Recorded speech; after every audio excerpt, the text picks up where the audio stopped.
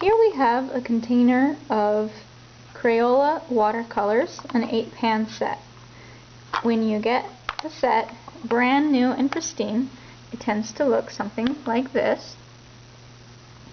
And you see all of the colors here come in these little pans. They're dry pigments. And watercolors, as the name implies, is a type of paint that is water activated. So to get my paints ready and usable, I'm going to take some water in this plastic pipette and add water to the pigment pans to get them hydrated and ready to use. As the water soaks into the pigments, it becomes liquid, and we'll have some paint that we can work with here in a little bit. Now, one of the keys to working with watercolors is remembering the importance of gravity. As you just saw, I added water to these pans, and if I tilt the set too much, that watercolor is going to run everywhere. So it's very important to always carry your paint set level. If you don't keep your paint set level when storing it or when carrying it, you can end up with some really bad messes like this here. And here you can see all of the colors ran out, and together it polluted the colors so that they are no longer pure. So now that my paint is hydrated, I can take a brush. This one's a Tack-On synthetic bristle, and I can paint with the colors here. And the longer those paints sit and soak up that moisture, the more intense the color is going to be. If I use more water in my brush or in my color over here, it's going to be more diluted and weak. So you can see how I'm fading this color out here. You can mix colors in a tray like this one here if you want to make your own colors. So if I take some yellow here and mix it with some blue, I can create my own green, as seen here. You can also mix your colors in your lid if you so wish. So you can stir colors together up here. You can see that this paint palette has had colors stirred in the lid. The downside of this, again with gravity, is that if I turn this lid and close it while these are still wet, those colors might pollute my watercolors. So that's the downside of this. The upside of using a tray is that I can take this over to the sink and just wash it out.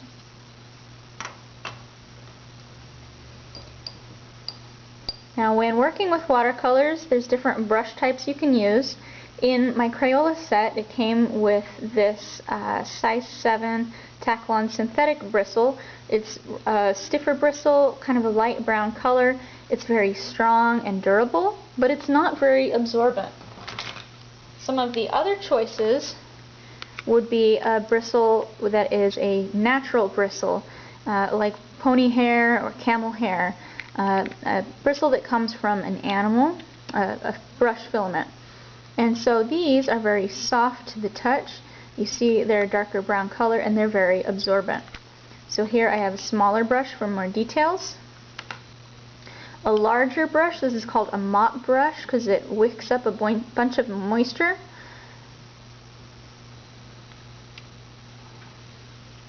And you can paint wide, big areas with the Mop Brush. It just really soaks up the water for painting with the watercolors. Or you can use a wide brush like this, so that if I want to paint a wider, bigger area, it covers a big area, and it's really nice too for getting a lot of water onto my page. So there's different brush choices that you might use for watercolors. Now, what we mostly use in the class are the 8 sets of the pans, and watercolors do come in the little pans like you see here. In your set, if you run out of a color, you can just remove the little plastic part, pop out the colors. They're removable, they fit in here, and we can get replacements and pop those into there. So there's the dried pans that you just add water to. There are also tubes like these Grumbacher watercolors I have here in a tube, and those you just squeeze out like a toothpaste container. When you squeeze it straight from the tube, usually they're very, very highly pigmented and really, really strong.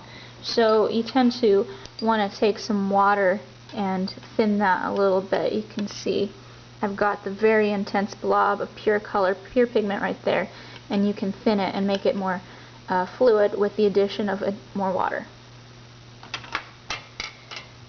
So we've got our pans, the tubes, and there's also liquid watercolors that you can buy in the bottle, like this Sargent Art Watercolor Magic. This is neon, or this one that is metallic, and these, it's liquid in the bottle and you just squeeze out a little bit to use here, and this too can be thinned with water and make that really flow. There's that metallic gold watercolor. Behaves the same way as watercolors until it dries.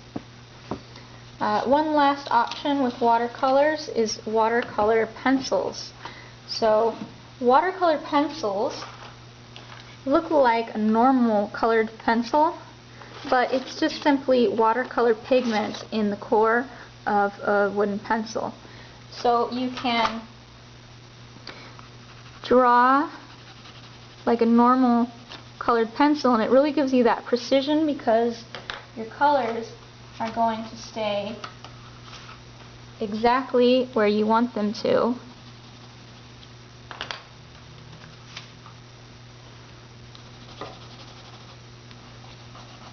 But then, if you go over them with some clean water in your brush, you can dissolve those and make them run and blend so that you can get color fades, or you can get really smooth applications of color so that you get rid of those little white specks that you usually see in the tooth of the paper with colored pencils. Now you can already see here that the watercolor designs I painted earlier, they have dried. They dry pretty quickly. They absorb into the paper. But once they are dry, they are not permanent. You can go back in and re-wet these. Like I could take some water back here and I can go back in, apply water to the dried surface, and it's definitely not permanent. In fact, this technique of going back with some water onto a dried thing is called water lifting. It's a technique you can use strategically to lighten areas or to clean up oopses if you got color where you didn't want it. And you can sometimes even accidentally mess up your artwork if you sneeze, or someone's cleaning up